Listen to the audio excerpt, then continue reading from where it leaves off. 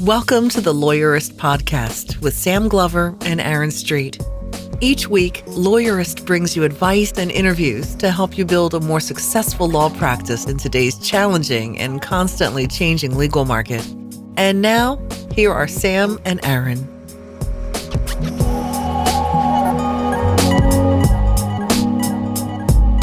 Hi, I'm Sam Glover. And I'm Aaron Street, and this is episode 123 of the Lawyerist Podcast, part of the Legal Talk Network. Today we're talking with Marshall Lichty about mentors and mentoring and the proper way to tie shoes. Just listen. Today's podcast is sponsored by Spotlight Branding, which wants you to know that having a new website designed for your law firm doesn't have to suck. Spotlight Branding prides itself on great communication, meeting deadlines, and getting results. Text the word website to 66866 in order to receive a free website appraisal worksheet. Today's podcast is sponsored by FreshBooks, which is ridiculously easy to use and packed with powerful features. Try it now at freshbooks.com/lawyerist and enter Lawyerist in the How Did You Hear About Us section. Today's podcast is sponsored by Ruby Receptionists and its smart, charming receptionists who are perfect for small firms. Visit callruby.com/lawyerist to get a risk-free trial with Ruby. So as we mentioned a couple of weeks ago, we have officially opened up applications to our third TBD Law conference, which will be at the end of August at a summer camp retreat center outside of St. Louis. I think a summer camp retreat is a good way to describe it. Yeah, so we've promised campfires, probably s'mores, no trust falls. Hopefully maybe. not. Well, maybe. I don't know. Hopefully no trust falls. Seriously. All right, deal. So applications have been open for a couple of days now, and we've already sent out invitations to a bunch of people, and we are running out of open spots. Yeah. So if you're at all interested in joining a select group of invite-only, creative and forward-thinking small firm lawyers to help figure out the future of your practice and the future of law practice, we would love to see an application from you. You only have probably a few days left to get into the application pool while there are still a few invitation spots left. So if you're interested in applying, you can either go to Lawyerist and click on the TBD link in the menu, or you can just go to tbdlaw.co and that will take you to that page. You can submit an application and we will figure out a way to get a hold of you so we can chat about whether you'd be a great fit. And I guess it's worth saying that we are asking everyone to apply. We're requiring everyone to apply. And the reason is that we're trying to get people there who get it, who understand what we're going to be talking about and the conversations we're going to have there. How do you know? Well, the lawyers who are going to get the most out of TBD Law and the lawyers who are probably the best fit are lawyers who have a general understanding of the trends that are shaping the future of law practice and take a strategic view of their law firm as a business, or at least really want to do those things. We're not interested in having lawyers there who need to be persuaded that the practice of law is changing, because those people aren't going to really be valuable contributors to the conversation, because those aren't the conversations we're going to have there. So if you are open-minded and understand that practice is changing, maybe you've experienced some of those changes, but you aren't sure what to do about it, then you might be a good candidate and we'd like to have you there. But as Aaron said, I've already sent out a little under half of the invitations that we are going to send to TBD Law. And so if you want to go, you need to get to our website and apply. The easiest way to get there is to type tbdlaw.co into your browser, and that will take you to the landing page for TBD Law. And there's a big red button there to get to the application form. If you get it, and if you're listening to this podcast, there's a decent chance you do. We'd love to have your application and follow up with you. So do that now. Yay. And now here's my conversation with Marshall. And don't worry, the part about tying your shoes properly is right up front. And I'm going to throw a video of doing it Marshall's way in the show notes, because I actually haven't been able to find another video on YouTube. And I think that the world is a poor place without more people tying their shoes in the way that Marshall says, although that has nothing to do with the bulk of our conversation. I fear our podcast just jumped the shark. It did not. This is the greatest thing. Okay. Here it goes.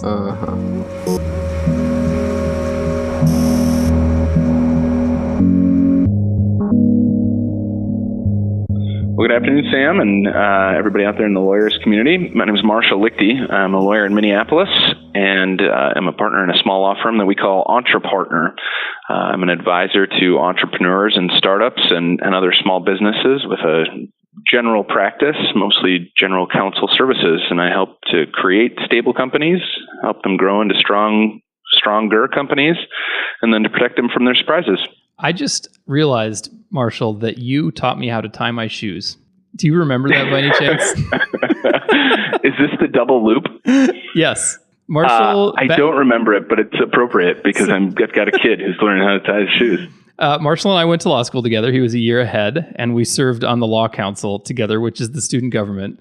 And I don't know, one day we're sitting around in the law council office, and you told me I was tying my shoes wrong, and you showed me how to do it properly. And ever since then, I have tied my shoes that way, including the ones that I have on my feet today, which is hilarious. That is glorious. Yeah. Added value. So I'll chalk it up. So among his other talents, if you want to learn how to tie your shoes properly in a double knot that doesn't look like a double knot, talk to Marshall. That was a completely goofy digression. But tell us more about the practice that you have today. You represent entrepreneurs, and you did that after jumping ship from a larger law firm, if I remember correctly. I did, yeah. So a little backup. I graduated from law school at the University of Minnesota Law School in 2002. Did a clerkship for a year afterwards. And I did that in Alaska, went to Anchorage, Alaska for a year, which was an extraordinary experience. And I recommend clerkship to everyone. And for people like me who were not academic superstars, you're probably talking about a trial court clerkship, which means it's probably relatively fungible. And so go do it somewhere cool. Yeah. Which I did, and it was great. After that wrapped up, I moved back down to the cities and joined a firm called Mayer & Gear in downtown Minneapolis, and ultimately was there for between 6 and 7 years doing medical malpractice defense. I jumped ship from there in 2010 and went to a small law firm doing plaintiffs' medical malpractice work, and I did that for about 3 years. And ultimately, I had kind of had this sense for some time, but ultimately realized that litigation wasn't my particular jam, and was trying to find ways to reinvent myself, including all options, which included maybe not practicing law, maybe, doing something ancillary to the practice. I think you and I had coffee around that time, and you were really waffling on what to do. Yeah, I really was. And I have a very dear friend of mine now, my business partner. He was then a law school classmate, and we lived together. And he had just taken over a small shop and desperately needed somebody to do operations related stuff. So he needed somebody to run the firm, make sure his bills were getting paid, make sure he was billing his clients, which he hadn't been doing as frequently as maybe he would have liked to.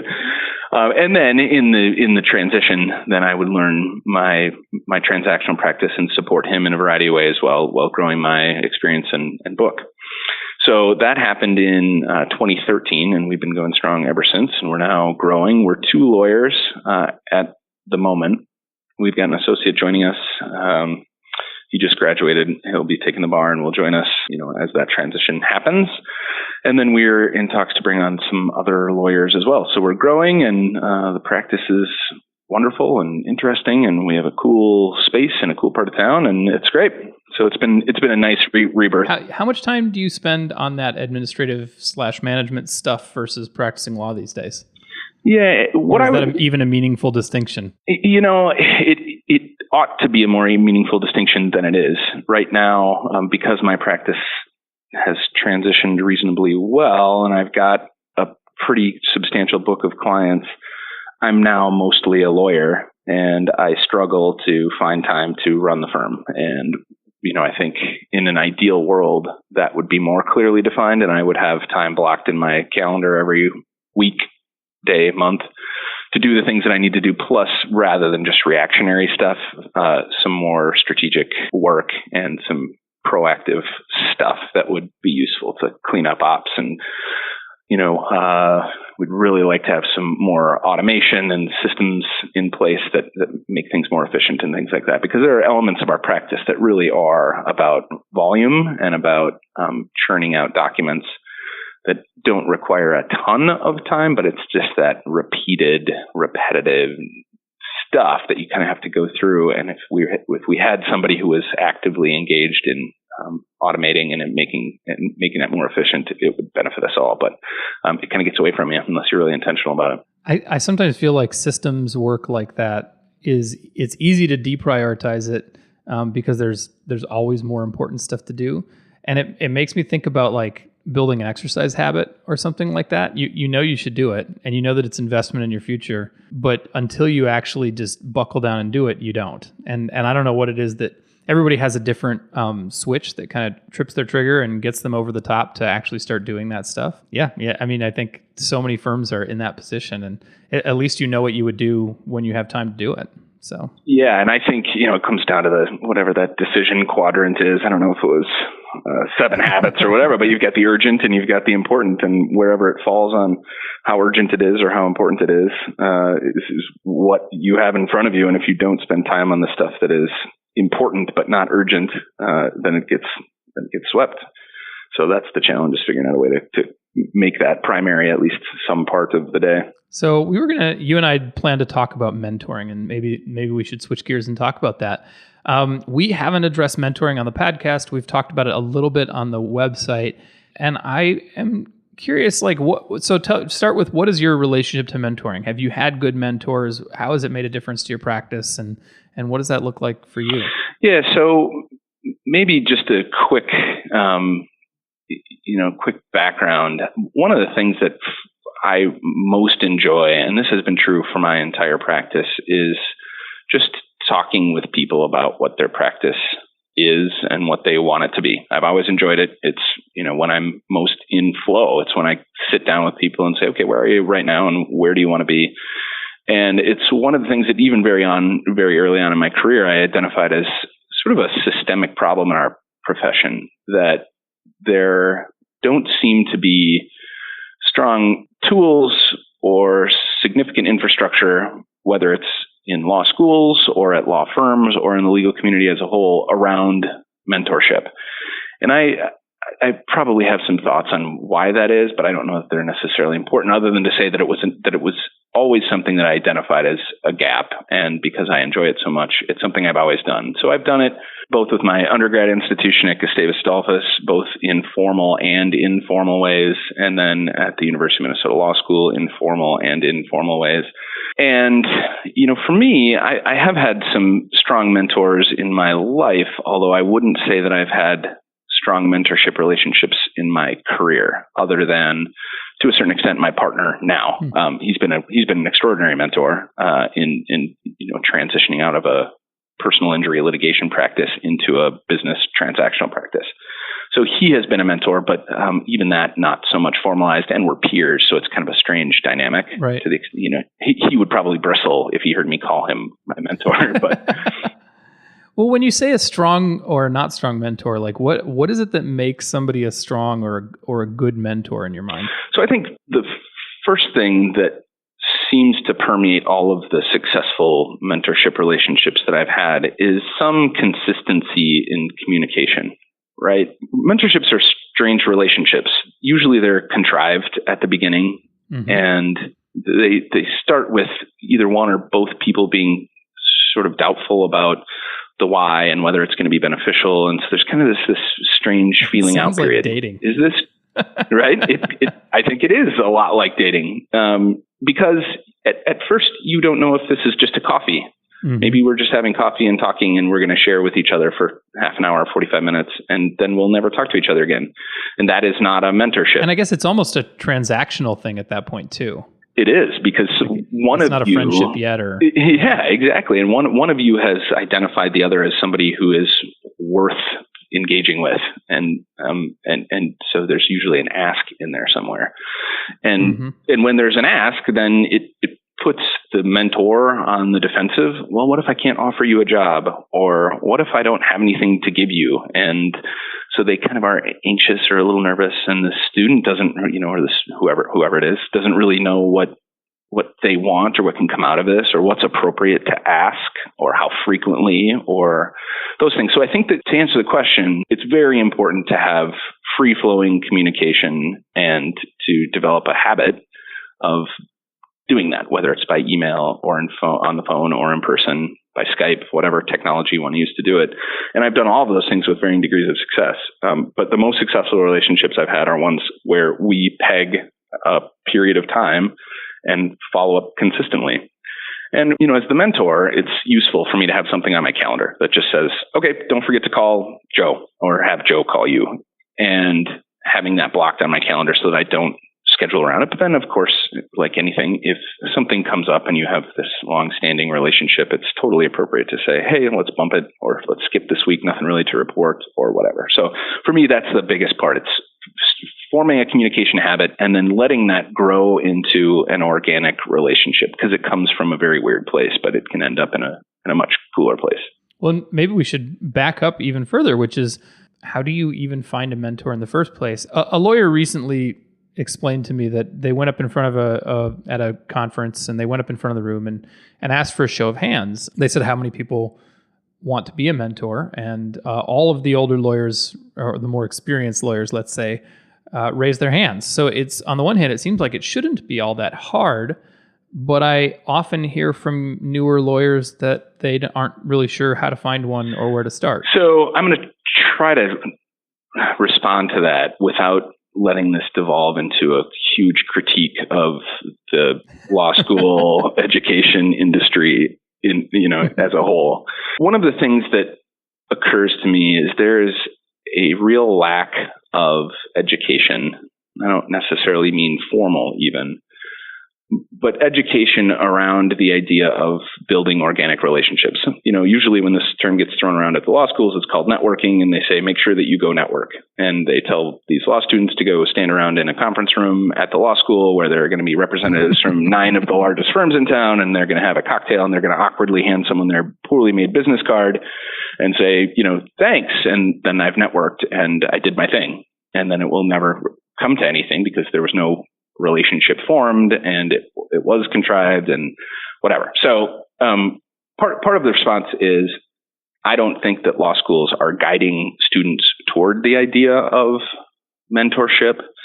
And even that phrase kind of makes me bristle right now, because I think it's about more than that. It's about encouraging students to form organic relationships with real live lawyers.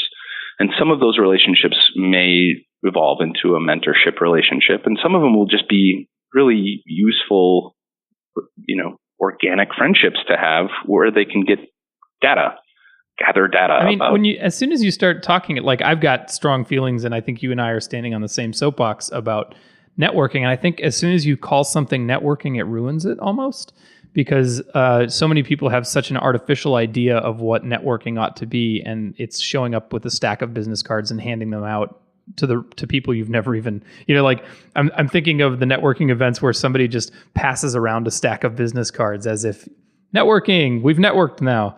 And that drives me crazy. And I almost think mentoring might even be similar, where you don't, maybe you do, you tell me, but I feel like I've had mentors, even though we've never really formally named it that. But I don't think I've ever reached out to somebody and said, hey, would you be my mentor? And maybe that's just my style. It feels a little artificial to me. But maybe it's like networking, where as soon as you call it that, you kind of ruin it. I don't know. What are your thoughts on that? I think there's a lot to that. And I think, this goes back to the idea of starting these relationships with communication. Mm-hmm. One of the challenges for law students is they don't know what's appropriate. They don't know what boundaries there are around asking a lawyer for his or her time to sit and kibitz and brainstorm and talk through things. And that doesn't happen accidentally. And so it has to happen in a different way. And there are formal and informal ways to do it. So addressing maybe quickly the formal things. University of St. Thomas Law School, for those of you that are listening from elsewhere in the country, University of St. Thomas Law School was the 4th law school that came online in the Twin Cities metro area. It's a huge number of law schools for a relatively mid-sized legal market. And a lot of people probably thought that they shouldn't be in the game. And one of the things that they did right out of the gate was they formed a formal mentorship program. Because it was a brand new law school, they didn't have any mentors, right? There weren't any people who had an affinity for the University of St. Thomas Law School to, tap to be mentors for this mentorship program. So they went out and they poached people, for lack of a better word, from other law schools that lived in the Twin Cities community to be mentors to their students. And so they made it a part of their culture from day one. And they're now, I don't know how many years on, is that 10, 15 years on for St. Thomas Law School? And they've done it well, and they've done it ever since. And they have a bunch of resources at the law school on the administrative level dumped into that priority of theirs. So that formal method, again, is a bit contrived, but at least there's direction around it. And it demystifies what it means to be a mentor. You have people on both sides saying, yes, I want to opt in. And then there's some, I wouldn't call it programming, but at least there's some guidance around what it looks like. Here's what you should talk about. Here's some ideas for conversations. Here's some activities that you can do together. Here's how frequently you should be in touch, things like that, so that people kind of come in with those expectations. And I think those relationships, even though they're a little strange or contrived at the beginning, can be effective because everybody comes in with their head up. And so one of the things that I often encourage the other law schools to do is to create a formal mechanism to form those relationships. But what I think you're talking about, and what I actually think is a much more effective tool, comes from a different place. It comes from probably not naming it mentorship, and probably it starts out as, and again, here we go labeling, starts out as sort of an informational interview, kind of like, hey, I think what you do is really cool. I'm really interested in learning about your practice and hearing you tell me, if you had to do it all over again, what would you do if you were in my shoes if I wanted to do your thing? Mm-hmm. And that's usually a pretty easy ask. There are a lot of lawyers in town that will do that. So that's the way it starts, is by finding somebody who does what you think you want to do and asking them about it, testing your theory that, oh yeah, I want to be a litigator at a big, huge law firm. And then you talk to a litigator at a big, huge law firm and figure out what they love about their job and what they hate about their job. And if they had to do it all over again, what would they do or not do? Should I be on a journal? Should I be on a moot court? Should I, start attending CLEs? Should I be involved in a section through the Bar Association? What blogs should I read? What publications should I read? Things like that. And that kind of stuff is really the guts of a good mentorship relationship, whether or not you call it mentorship. It's that free-flowing communication about guidance and brainstorming and iterating on an idea and opening a network to say, oh, I don't do that, and I'm probably not the best person to talk to about it, but I know 7 people that do. You should call my friend Joe. Joe really loves this stuff. Lawyers love talking about themselves. And so if you sit down and ask a lawyer, how can I become as successful as you? Assuming you do it with a little more art and grace than that, it's likely to form a positive first impression as well, and maybe get them interested in helping you. Yeah, and here's the magical thing about it. If you invite some practicing lawyer to a coffee, if you're a law student or a new lawyer looking to transition to a different practice, and you ask some lawyer to do that, and you sit down and basically ask questions that let them talk to you for an hour, that lawyer is going to leave that meeting saying, that was a great meeting. That was a great, we have a great relationship started, because that's just kind of how it goes. And I remember reading about a rainmaker, and essentially they were saying, my only secret is that I ask a lot of questions, and yeah, people, if they've done nothing but ask questions, they feel like they've had a great conversation, even if you have barely contributed anything. Yes. Yep. Exactly. And so the challenge then is to take that and do something meaningful with it, right? One great coffee is really meaningless in the grand scheme of things unless you figure out a way to make that relationship more significant, more meaningful. And so when I talk to students, anybody really, about this, I have them think about sort of who they are when they're in their best friend mode. Right? How are you the best friend to your friends? Well, you probably think about them sometimes. You probably, when you read something in the newspaper, you probably mention it to them the next time you see them. You might see an event that they would be interested in and remind them about it. You might ask them a question here and there. Hey, I'm thinking about X, Y, and Z, and I know you care about that kind of stuff. Do you have any thoughts about it?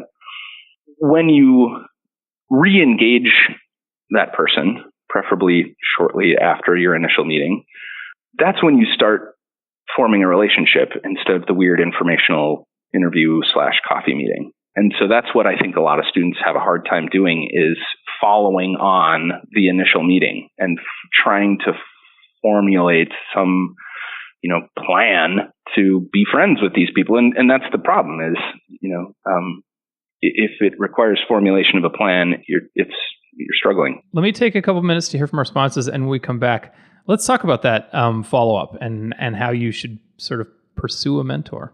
We'll be right back. Spotlight Branding is an internet marketing company that doesn't suck.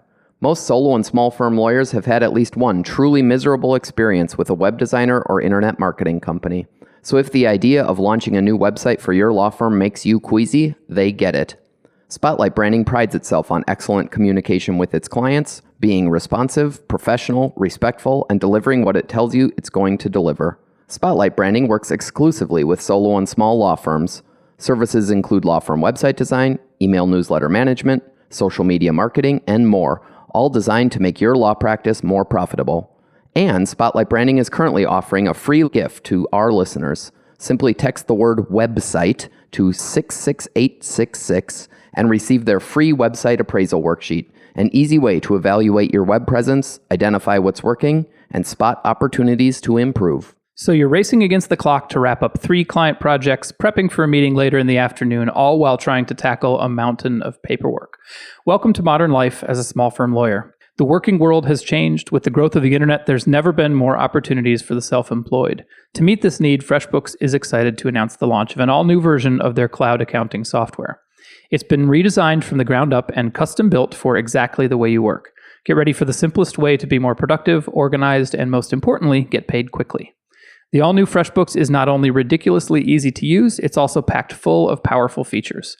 Create and send professional-looking invoices in less than 30 seconds, set up online payments with just a couple of clicks and get paid up to 4 days faster, see when your client has seen your invoice and put an end to the guessing games. FreshBook is offering a 30-day unrestricted free trial to our listeners. To claim it, just go to freshbooks.com/lawyerist and enter lawyerist in the How Did You Hear About Us section. This podcast is supported by Ruby Receptionists. As a matter of fact, Ruby answers our phones at Lawyerist, and my firm was a paying Ruby customer before that. Here's what I love about Ruby. When I'm in the middle of something, I hate to be interrupted, so when the phone rings, it annoys me, and that often carries over into the conversation I have after I pick up the phone, which is why I'm better off not answering my own phone. Instead, Ruby answers the phone, and if the person on the other end asks for me, a friendly, cheerful receptionist from Ruby calls me and asks if I want them to put the call through. It's a buffer that gives me a minute to let go of my annoyance and be a better human being during the call. If you want to be a better human being on the phone, give Ruby a try. Go to callruby.com/lawyerist to sign up, and Ruby will waive the $95 setup fee. If you aren't happy with Ruby for any reason, you can get your money back during your first 3 weeks. I'm pretty sure you'll stick around, but since there is no risk, you might as well try. Okay, we're back, and Marshall, I sometimes laugh at myself because sometimes I meet somebody and I think they're really cool, and I decide I'm going to be friends with that person.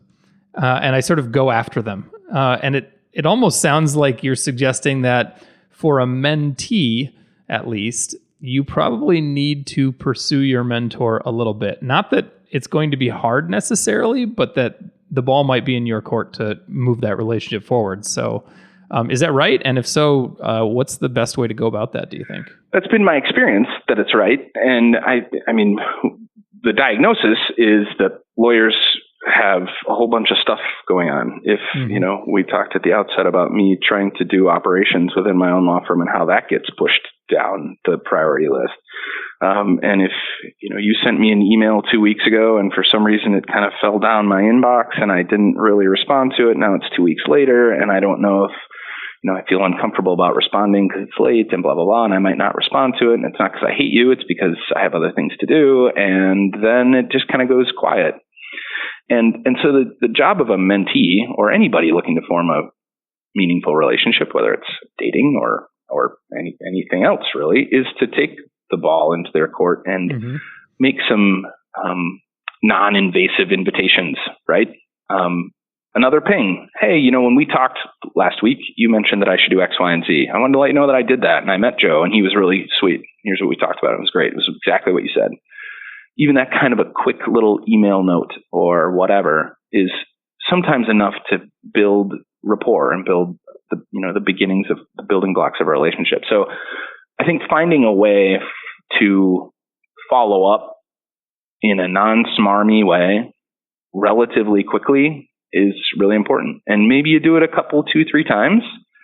And if you're not getting any traction on it, you move on. and you have to be comfortable moving on and knowing that it's not you and it's not an indictment on you as a person or your interest in a practice area or anything like that. It's just that sometimes people aren't in a position to be helpful. I want to interject here and with a little bit of a warning, and that is that there are a lot of tools out there designed to make it easier for you to stay in touch with people. Like Contactually is one that comes to mind, or I don't know, Nutshell. They're all called CRMs, contact customer relationship management tools. Some of them are awesome. Contactually, I love. It can help you remember to keep in touch with somebody. So, for example, if you have somebody who you want to be a mentor, you dump them into a bucket that says, try contacting this person, make sure you get in touch with them every 30 days. The risk, I think, is that a lot of those tools also let you put email templates into them. And I am at the receiving end of a lot of those templates. And some of them are just so bad and just, if you really are the kind of person who would send me an email out of the blue that just says, hey, what's new with you? I'll probably respond. Like, Marshall, if you sent me that, I'd probably respond. Right. But there are people who are less acquainted. I am less acquainted with them. And I get those emails like clockwork every 60 or 90 or 45 days. And I'm just like, oh, fuck you. Like, yep. That's not effort. And you can tell, humans are phony detectors, and that stuff is phony. It doesn't play. So my warning is, don't make it too easy. Sometimes you actually need to just do this stuff manually. Man, and I can't agree more. So I agree both on the initial premise, which is using tools to help you do this is really, really important, right? Mm-hmm. And it's not business cards anymore. It's not, I don't know what the best way is, but I tend to agree with you that it's probably some type of CRM, even if it's just your own Excel spreadsheet or Google Sheet that you're using to kind of track these relationships and figure out who referred you to that person in the first place or whatever. Having some tool is really, really useful. And I also agree with the second part of the premise, which is, you can't automate relationship build. You can't automate organic relationship building. Mm-hmm. There is always going to be an important piece of it that's about personalization. And I think that there's a space for trying to systematize that in a way, but it's usually about reminders and about sort of, hey, it's now been 30 days since you met with Bill.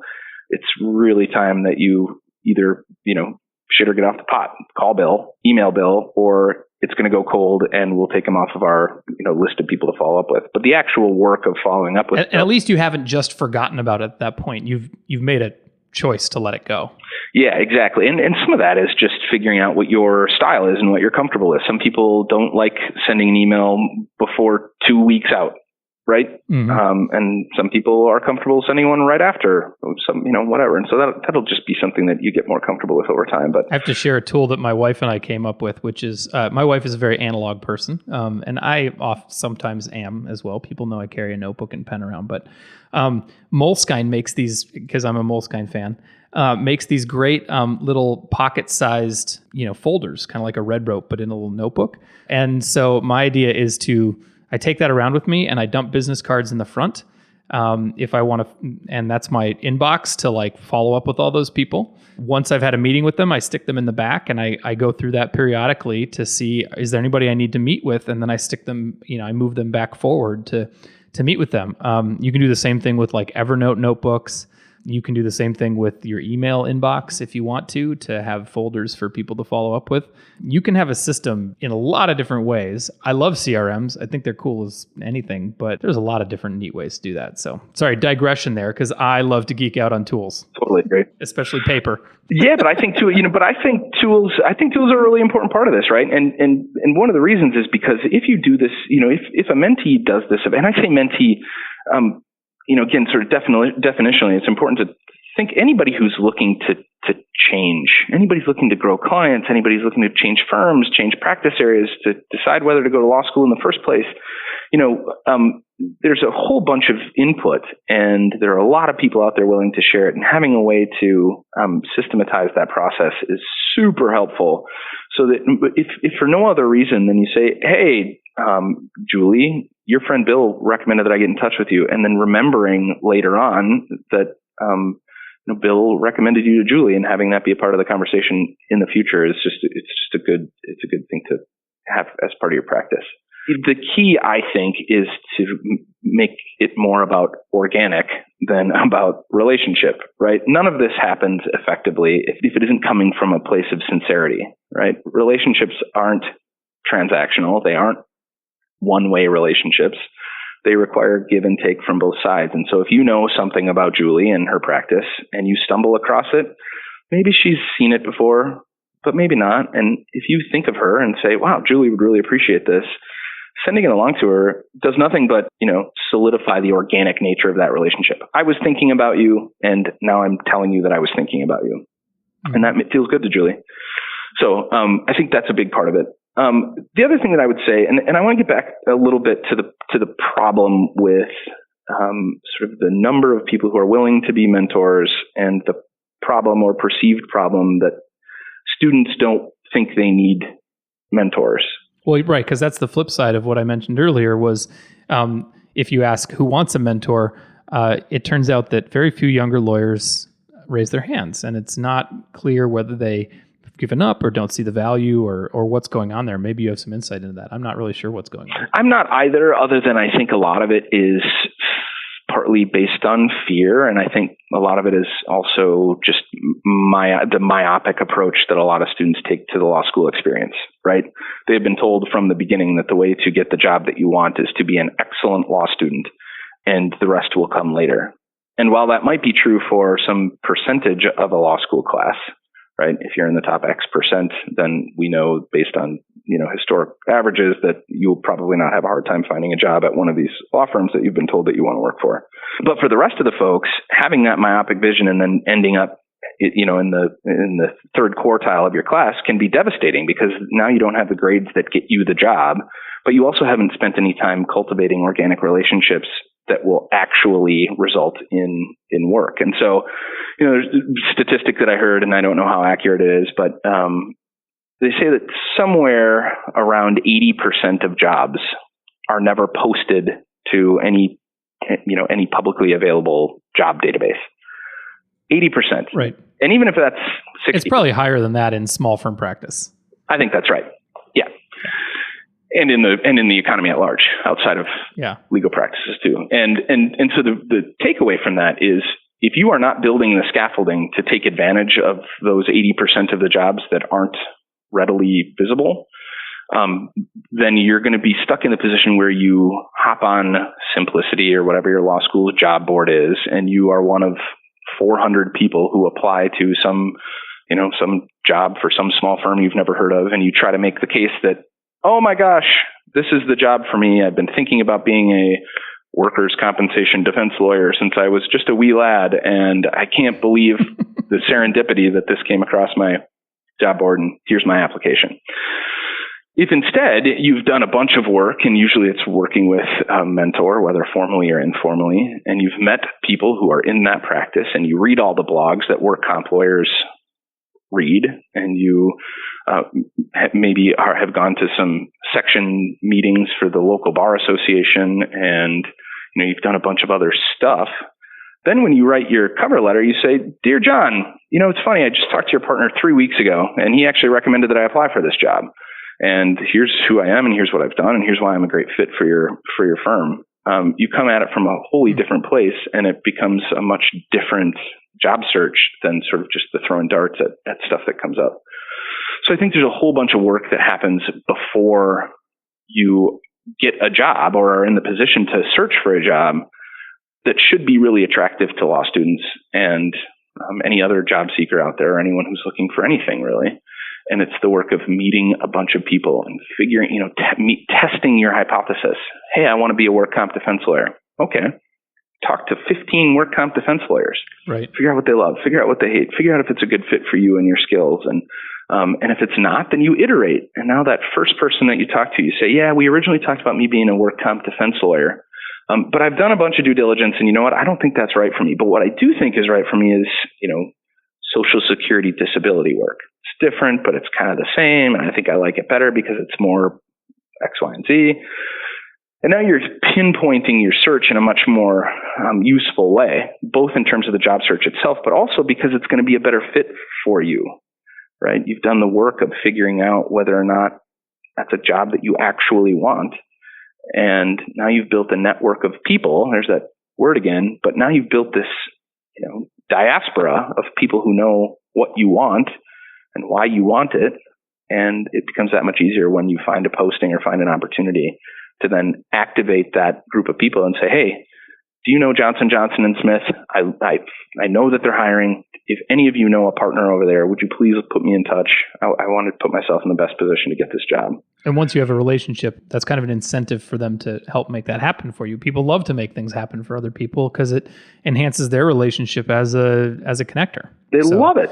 But out of the blue, who are you? Why do I care? Exactly. Right? And so all of that work happens beforehand, and that's where any mentor that's worth their salt is helping with that process from a very early stage, helping you figure out what you want, introducing you to people in their network that would help advise you about that hypothesis that you have, helping to iterate on that hypothesis, and then introducing you to more people once the new idea comes to the fore. So I really think that that's why students ought to be interested in mentorship. It's not about teaching me the technical skills of being a lawyer. It's about the soft stuff. Yeah. Why do I want to be that kind of a lawyer? Help me punch holes in my hypothesis here and figure out what the right fit for me is. And then once we figure out what that right fit is, helping me meet people who can put me in the position to get that job and do that work. And then, the great thing about this is then once you have the job, now this entire group of people that you've been leveraging or interacting with over time is now going to be your referral base. They're going to be the next job that you get. They're going to be the people that you ask when you need a new lawnmower. Like, hey, I'm buying a new lawnmower. What do you think about the Toro? So I guess we should flip sides because we've talked a lot about the mentee side, how to find a mentor, how to start that relationship. And I don't want to de-emphasize that because I've mentored people both through law school programs, through community programs, and informally. And I, as we've been talking, I've been thinking about some of them. And there's one guy I mentored who I can't even remember his name. I think it was John, which is maybe why. But I haven't heard from him since. I haven't heard from this guy in 8 or 9 years, and I'm ready and willing. But I guess, and maybe that's on me. Maybe I fell down and should have kept up with that. But I would have loved to hear how he's doing, to keep up with him. I've heard from very few of my former students from the 5 years that I taught appellate advocacy at the law school. There are a few that I keep up with and stay in touch with, but by and large, people haven't taken me up on it. When I speak, I used to always invite everybody out to coffee, especially to law students. If I spoke to groups of law students, I would say, I'll take every single one of you out to coffee. And inevitably, one person, maybe out of a room of 50 or 100 people, would take me up on that. So I don't want to completely take the load off, but I feel like the mentee maybe does have the bulk of it. But from the mentor side, how can we find somebody if we want to be a mentor? But more importantly, how can we be better at it? Because now that I'm saying all that, I'm starting to feel like maybe I've been actually a shitty mentor. So I think a couple of things. First of all, you're not a shitty mentor. What you are is a busy person who can't make primary all of these connections that you've made, and I think that's totally normal. And that's why there is well, thanks for letting me off the hook. Yeah, exactly. And that's why I think that there is a ton of impetus on the student or the mentee to really activate these relationships and keep them going. But if they do reach the level of sort of organic relationship, then it will be second nature. You'll stay in touch, you'll get updates, and it will be, it'll be a relationship that, is fruitful for both sides over the long term. So what I suspect, Sam, is that some of those relationships probably were more transactional than maybe you hoped that they were, and you helped them in some way, shape, or form with the thing that they needed, and neither they nor you judged that it was something worth more than that.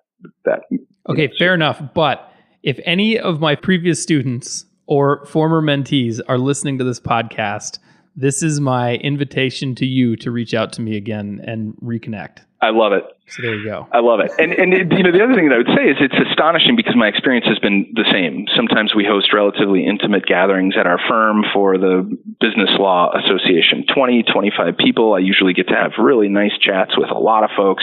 And I do exactly what you said. I will literally buy you coffee. Any one of you who reaches out to me, I will make time and we will have coffee and talk more in depth about your thing. And I'll happily open up my Rolodex, even though Rolodex isn't a thing anymore, open it up to you and help you try and find your thing and your people and love your job. And uniformly, it's person. So I'm astonished by that too. But going back to the original question, I think is if mentors are interested in doing this, what do they do? And I guess I have a couple pieces of thinking on it. One of them is you would be astonished at how quickly you will be activated if you reach out to your law school in a strategic way. Find some gobble you up. Yep. Find some department, find some professor, find some office, whether it's the advancement office or the student services office or whomever, and find a real body there who has a pulse and is interested in making students' lives better and say, I am interested in engaging. Here's what I'm good at. Let me in. And they will do that. I love the idea of going to a professor because if a student is known to a professor, chances are there's a reason, and the professor might be already sort of in the position of a mentor for them and be sort of passing it on. Yeah, I think that's exactly right. And you'd be surprised that, there are staff members at law schools who run committees, right? There's an alumni committee and there's a student services committee, and they staff these committees. And a lot of times those committees have opportunities to interact with students, to be visible in front of students. Professors, absolutely. Brown bag lunches, right? Hey, we have a speaker coming in to talk about their business law practice today. Come hang out with Marshall. And then you have the opportunity to, introduce yourself and to give that pitch to say, yep, I'll buy you coffee. Please think about reaching out to me. And maybe it's only one hit per semester, but for a lot of mentors, that's plenty. If you rack up a new mentee every semester, that's a pretty full book in not too long. So, I think that's one way to do it, is to reach out to your law school. And then, I think it really is about just engaging in whatever your world is, right? Sam, you're great at engaging in the thing that Lawyerist does. And people know you as what you are within Lawyerist, and they know that they can reach out to you and talk with you and engage with you. And when they see you, they shake your hand and catch up with you. And not everybody's going to be Lawyerist, and not everybody's going to have your particular personality or strengths or whatever. But whatever you engage in, look for opportunities to help students work through their thing and be open to it, and let them know that you're open to it. And they might not all take you up on it, but you'd be surprised at those that do. And those organic beginnings to relationships can be really strong ways to start, in my experience too. I've been talking with a law student recently, and it's been a while since I've really been deeply engaged with law students. We have law students who read Lawyerist. We try to publish things that are useful to them and make tools available, but I haven't really been deeply involved in law students. Most of what I get is secondhand through Lisa, who teaches. And it's been interesting talking to a law student again, because the disconnect between what they're learning about in law school, even if they're in a skills program, is really profound. Between the disconnect between what they're learning and practicing law. And I'm finding myself having to sort of recalibrate those conversations around a law student's understanding of the world of law practice. And in some ways, it's very reminiscent of what I learned and believed when I was a law student. And in some ways, there's progress towards the reality of practice. But we all know the academy and the practice are two completely very different places. And I suppose one of the most useful things a mentor can do, especially if you're engaging with somebody about to leave law school or right out of law school, is help them ease that transition by offering yourself your knowledge and your skills and your advice on how to get your head out of the books and into the practice. I couldn't agree more. There is a gaping chasm between what law students are learning in law school and what they will need on their first day, month, year in their job, whatever it is, gaping. And when you do that, when you engage with students and hear what they think the practice is and why they are taking the jobs that they're taking, what practice areas that they think they want to practice in and why, whether they understand the differences between different practice areas, even things like prevailing wisdom about who makes a good litigator versus who makes a good transactional lawyer, right? If you ask every law student that there is in your world what the difference is, and you'll get the same picture painted of those kinds of lawyers. Oh, well, litigators think well on their feet. They're extroverted and they, X, Y, and Z. And transactional lawyers need to be chained to their desk and, work on documents all day and they never interface with clients and blah, blah, blah, blah, blah. I think that those are wrong, first of all. And I think there's a ton of opportunity for students who learn that early enough and say, hey, wait a minute, I can think on my feet. I'm great with clients, but I'm not interested in litigating because some of that sounds really horrible. I'm interested in doing transactional work, and is there a space for me? And I think they'll find pretty quickly that there is. But the only way they find that is not because they're learning it from a professor in the law school. It's because they're interacting with mentors, again, whether that's formal or informal, who say, no. The best transactional lawyers we have are people who advise clients on a daily basis. They're barely ever in documents because they leverage that down to paralegals and associates and everyone else. And they're really about advising business owners on cool, interesting business stuff. Mm-hmm. Oh, and sometimes you'll just see the light bulb in their eyes, and it's cool. It's added value. So, and then the other thing that I would say about interacting with law students that we haven't really talked about is there's a tremendous opportunity for mentors to get an early lead on talent. Yeah. Right? Absolutely. This is an extended job interview, right? If you've known somebody since they were your first year law student, you've seen them iterate from, oh yeah, I want to be a litigator, to, oh yeah, this, and now this, and now this. And you've known them for 3 years, and all of a sudden they say, it turns out that I don't want that big, huge law firm job. What I really want is somebody who does X, Y, and Z, and that just happens to be you. What does it look like for us to work together? And if you're in a position to grow your firm, it is a tremendous way to hire quality talent that you know and trust and believe in.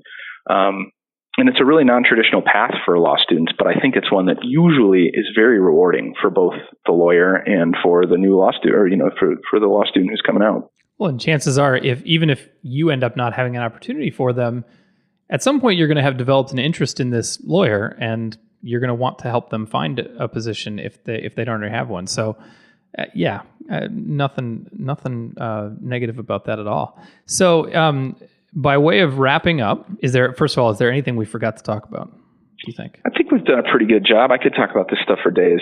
I'm really passionate about it. I think it's really important for people to I don't even like the phrase give back to the community, but there's something so rewarding about engaging with law students and people who are trying to find their way in the world. We all hear horror stories about how dissatisfied people are in their practice.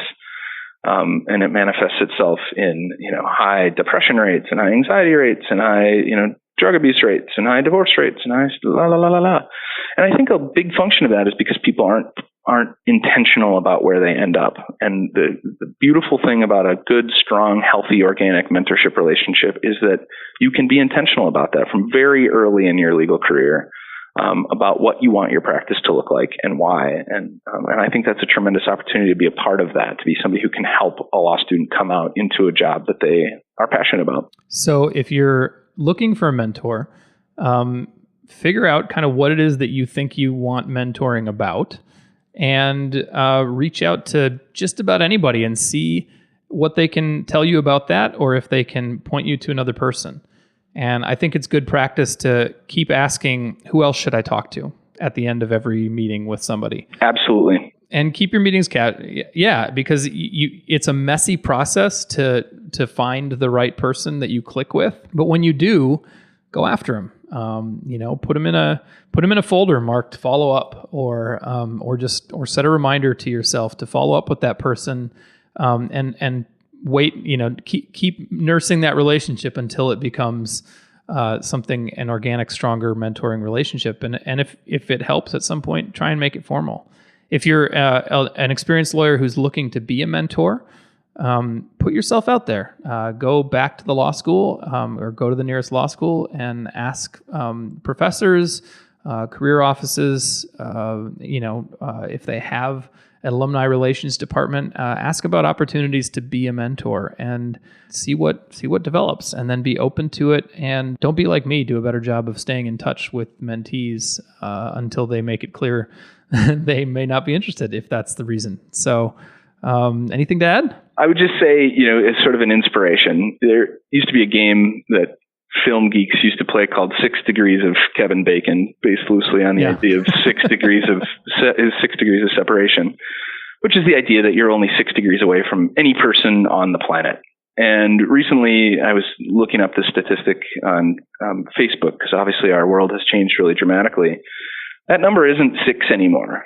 That number's like 3.2 or 3.4 or something like that, which I think is really inspiring. You are literally just a couple of phone calls away from meeting anybody on the planet. If you want to be a Social Security disability lawyer, you are probably less than 3.4 phone calls away from somebody who would sit down with you and talk to you about that practice and tell you what is to love about it and what is to hate about it and help you work through that process. And that to me is super inspiring. If you can get out there and figure out who those phone calls are, you're just a couple clicks away from being with somebody who can really make your career a lot better. I'm going to follow up with something from TBD Law, which you came to the last TBD Law, and it was great to have you there. And you probably remember we talked about unreasonable requests. Indeed. And unreasonable requests are requests that you have no business expecting that someone will say yes to, but you're going to ask anyway. And you make me think about it with the 2 or 3 or 4 degrees of separation, which is, if there's somebody that you believe would make a difference to your practice, if you just got in touch with them, ask somebody who might be able to make that connection for you, and start out by saying, it's fine if you say no. Like, if this just isn't going to work, if it'd be too awkward, whatever, it's fine if you say no. But I really, really want to meet Barack Obama. And I just wanted to reach out to you in case there was any chance you could help move that along, because I think you might know somebody who knows somebody who knows him. And who knows, maybe they'll say yes, and then you move it along. And it's not so much along lines of mentoring, but yeah, from what you just said, reach out to people. There's nobody you probably can't reach if you really try. There's nothing more inspiring to me than the idea of the unreasonable request and what making that unreasonable request can unlock for you. I think it's super exciting, and if you can internalize that, it will lead to nothing but good things. Marshall, thank you so much for being with me today, catching up, teaching me how to tie my shoes properly. And I'll look forward to seeing you again soon. Absolutely. Always a pleasure, Sam, and keep up the great work. Lawyerist is an important part of this community, and we all really appreciate the work you guys do over there. Thanks, man.